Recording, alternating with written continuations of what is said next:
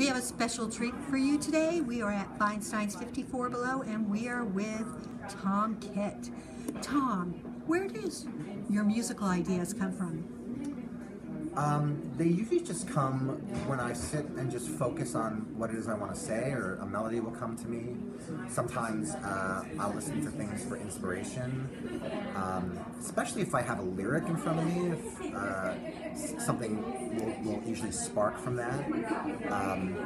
But I just concentrate on something and start to play and let it form.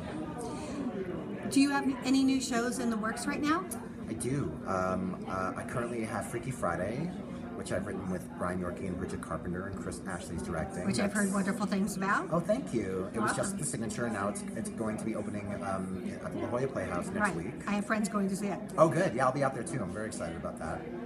I also have been working on the SpongeBob musical. We again heard great things about that. Oh, good. We had a Chicago reviewer review that. Oh, fantastic! Yeah, I loved it. Love that show. So I'm excited for that to come into town. I'm developing a musical based on the Tom McCarthy film The Visitor with Brian Yorkie and Dan Sullivan's directing. And I've been working on Magic Mike, which I think is out in the world, and that's been a really fun project to work on. And then I'm also working on a piece called Flying Over Sunset with James Lapine and Michael Corey. That's kind of a historical musical based on LSD usage in the 1950s as a means of exploration and so very psychedelic. Clinical. It's pre-Summer of Love, so the drug has a number of different kinds of effects which bring about different styles in music and storytelling. But it's a fascinating story because I didn't know the history of the use of this drug, especially amongst the characters that we're writing for. Wow. Now, are we going to lose you to Hollywood like Pasek and Paul and Lin-Manuel? Well, but not to speak for them, but I know how much those guys love writing for the theater, and absolutely. I'm sure that their next musicals will be very soon in the making. I would love to get to work in Hollywood.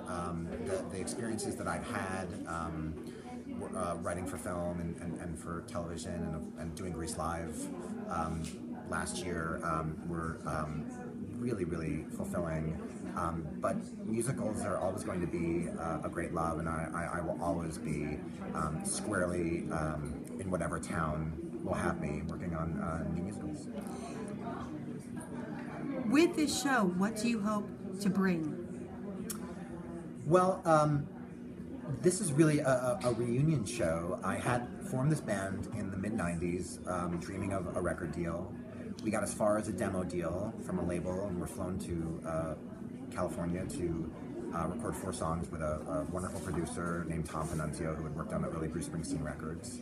And as I was pursuing that career and also the theater career, I was really getting somewhere as a composer, and the band just started to fade, especially all of the members of that band started to play on Broadway.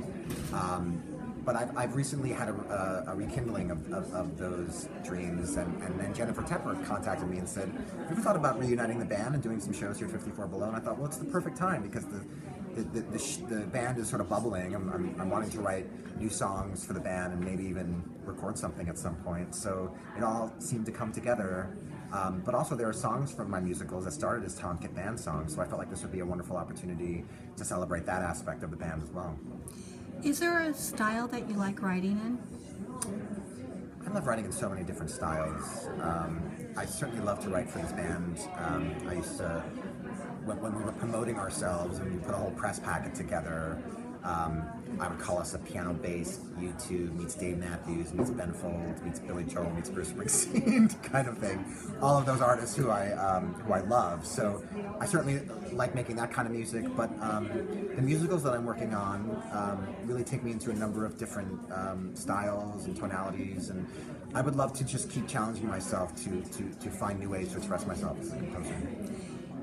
If you had to choose a song and or a medley to describe who Tom Kitt is, what would those be?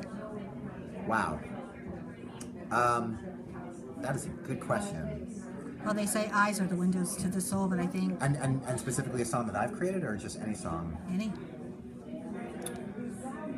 Like when you think you, what songs do you think?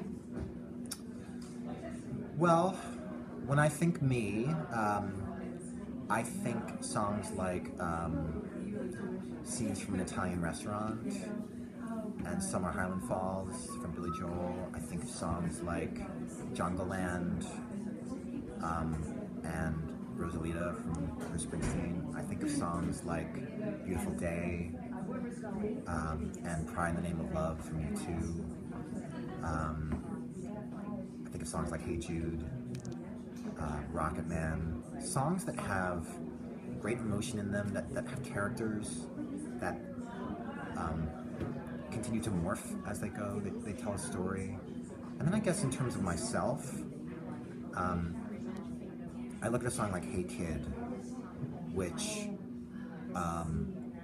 to me, in a piano style, it evokes some of the artists that I've named, but also tells the story of all of the different emotions that come with being a father. When my son Michael was born, I wrote him a piece of music called First Sonogram, and it was just an instrumental piece, but it had all of the emotions of seeing that first image of a child and already aging that child and imagining their life. And that's what I love about Hey Kid. Your mind just races, and at the end of the day, it's the most loving thing you could do, and the music swells to celebrate that. So for some reason, that's a song that I always pops into my mind when I think of who I am. And what is the name of your show, and when is it playing at Feinstein's 54 Below? It's the Tom Kitt Band, live at 54 Below, Thursday, February 9th at 9:30, and Saturday, February 11th at 9:30. Thank you so much. My pleasure, thank you.